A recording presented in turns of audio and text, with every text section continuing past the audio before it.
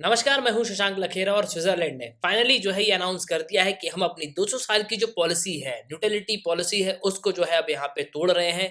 उसको जो है हम यहाँ पे चेंज करने जा रहे हैं। और ये सब हो रहा है रशिया यूक्रेन वॉर को लेके। देखो, बेसिकली यूक्रेन जो है एक बहुत ही छोटा देश है। अगर आप इकोनॉमिकली देखोगे, मैं इकोनॉमिकली बात कर रहा हूँ, रशिया की कंपैरिजन में उसकी इकोनॉमी जो है उतनी बड़ी है नहीं।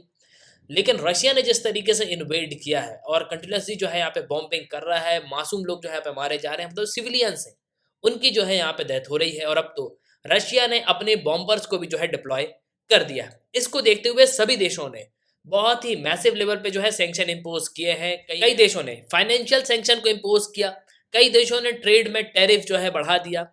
और इसको देखते हुए स्विट्जरलैंड ने भी यहाँ पे ये अनाउंस कर दिया कि हम भी रूस पे जो है कड़े प्रतिबंध, हैवी सैंक्शन जो है इम्पोज करेंगे ना। अगर मैं स्विट्जरलैंड की बात करूं तो दुनिया में कुछ देश ऐसे हैं जिनको दुनिया से ज्यादा लेना देना होता नहीं है। ये जो है अपने आप में ही रहते हैं और कुछ देश काफी खुशहाल भी हैं। जैसे कि अगर आप देखोगे तो आयरलैंड, इसके अलावा अगर मैं बात करूं तो नॉर्वे, स्वीडन, फिनलैंड, स्विट्जरलैंड, ये देश काफी खुशहाल देश है। स्विट्जरलैंड भी उन देशों में आता है। स्विट्जरलैंड यहाँ पे इटली के पास आपको एक छोटा सा देश देखने को मिलेगा जिसकी कैपिटल है बर्न। और यूरोप का एक बहुत ही फेमस टूरिस्ट डेस्टिनेशन है स्विट्जरलैंड। काफी सारे लोग जो है यहाँ पे घूमने जाते हैं। लेकिन आज के समय स्विट्जरलैंड ने भी रशिया पे जो है अनाउंस कर दिए हैं बहुत ही ह्यूज सैंक्शंस। अब रिसेंटली हुआ क्या कि जब रशिया ने इन्वेड किया यूक्रेन, अमेरिका, इसके अलावा जो यूरोपियन यूनियन है, उन्होंने जो है सैंक्शन इम्पोज करना शुरू कर दिए। कई देशों ने फाइनेंशियल सैंक्शन को इम्पोज किया कि हम जो है यहाँ पे स्विफ्ट को बैन कर रहे हैं, मतलब जो इंटरनेशनल ट्रांजेक्शन है वो रशिया नहीं कर पाएगा। इसके अलावा भी जो ट्रेड में टैरिफ्स हैं उनको यहाँ पे बढ़ा दिया गया। और जब यूएसए ने सैंक्शन इम्पोज किया तो उसके बाद सभी देशों ने जो है सैंक्शन इम्पोज करने शुरू कर दिए। और अब फाइनली स्विट्जरलैंड ने भी ये अनाउंस कर दिया है कि हम अपनी जो 200 साल पुरानी पॉलिसी है उसको यहाँ पे चेंज कर रहे हैं। इस पे आर्टिकल भी है इंडियन एक्सप्रेस का, why Switzerland is veering from its traditional neutrality policy. देखो, काफी समय से, करीब 200 साल से स्विट्जरलैंड जो है काफी न्यूट्रल देश रहा है। सिंपली यहाँ पे जब से नेपोलियन बोनापार्ट के बाद की बात है, ये 1815 की, उसके बाद से इन्होंने जो है एक न्यूट्रलिटी की पॉलिसी को जो है अपना लिया था। मतलब हमेशा स्विट्जरलैंड जो है यहाँ पे न्यूट्रल रहता था। मतलब कोई भी वॉर हो उसमें स्विट्जरलैंड का रोल आपको देखने को नहीं मिलेगा। लेकिन रशिया ने जिस तरीके का स्टेप चला है उसको देखते हुए स्विट्जरलैंड भी जो है अब अपनी पॉलिसी को चेंज कर रहा है और बहुत ही ह्यूज सैंक्शन जो है इम्पोज करने जा रहा है। तो काफी कुछ जो है हम डिस्कस करेंगे इस वीडियो में कि एक्चुअली में हुआ क्या है। उसके पहले अगर आप किसी भी एग्जाम की प्रिपरेशन कर रहे हो तो आप हमारे स्मार्ट कोर्सेज थ्रू कर सकते हो। आपको सिंपली करना क्या होगा, ऐप को डाउनलोड करना है, फिर आपको साइन अप करना है। आप 2 वीडियोस लेक्चर देख सकते हो जो डेमो लेक्चर होंगे। फिर आपको प्रोफाइल में जाना है, प्लान को परचेस करना है, कोर्सेज को एंजॉय करना है। एक ही सब्सक्रिप्शन पे आप सभी कोर्स अवेल कर पाओगे और आप यहाँ पे पीडीएफ भी डाउनलोड कर सकते हो। इसके अलावा mmacademy.in ये हमारी वेबसाइट है, आप वेबसाइट पे भी जो है लॉग इन कर सकते हो ना। वीडियो को शुरू करने से पहले मैं आपसे यहाँ पे क्वेश्चन पूछूंगा कि 2021 की रिपोर्ट के हिसाब से, वर्ल्ड हैप्पीनेस रिपोर्ट 2021 की जो आई थी, उसमें से सबसे खुशहाल देश, विच is the most happiest country in the world, तो ये कौन है आपको बताना है। ऑप्शन है नॉर्वे, फिनलैंड, जर्मनी, स्विट्जरलैंड। और इतना ही नहीं, ये भी बताना है कि ये जो देश है वो कौन सी बार जो है इस रिपोर्ट में फर्स्ट आया है। First time, second time, third time या फोर्थ टाइम।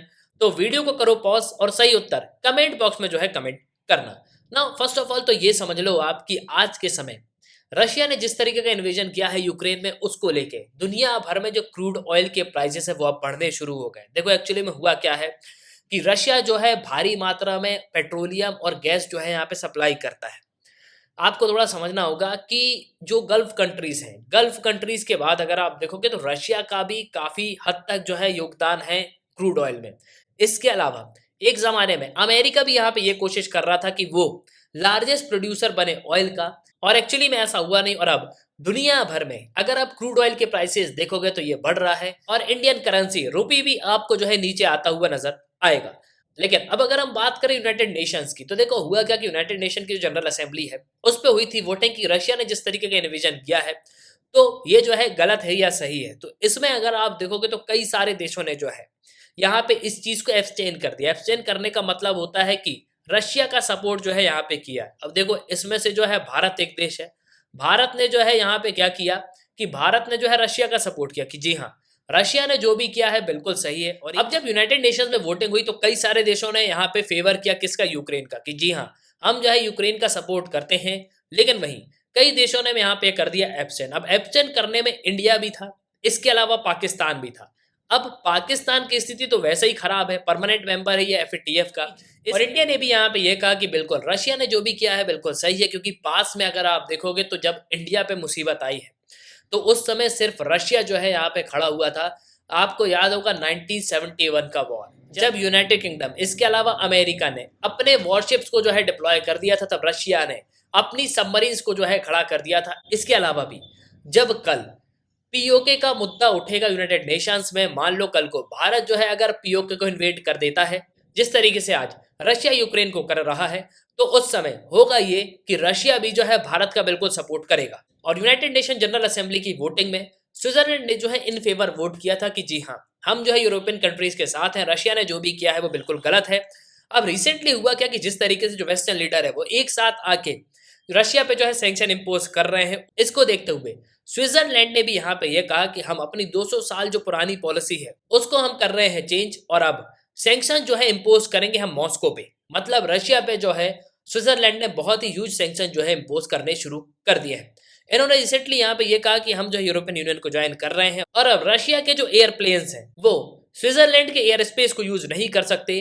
रशियन एरोप्लेन्स के लिए स्विट्जरलैंड का जो एयर स्पेस है उसको जो है बंद कर दिया गया है। इसके अलावा स्विट्जरलैंड काफी सारे जो फाइनेंशियल सैंक्शंस हैं उनको जो है यहाँ पे इंपोज करने की तैयारी कर रहा है। मतलब इन्होंने सैंक्शन जो है इंपोज कर ही दिए हैं। लेकिन अब शायद आप यहाँ पे ये बोलोगे कि ठीक है, रशिया को कोई फर्क नहीं पड़ता, इतने सारे देश तो सैंक्शन इंपोज कर ही रहे हैं, तो एक देश ने और कर दिया तो क्या हो जाएगा।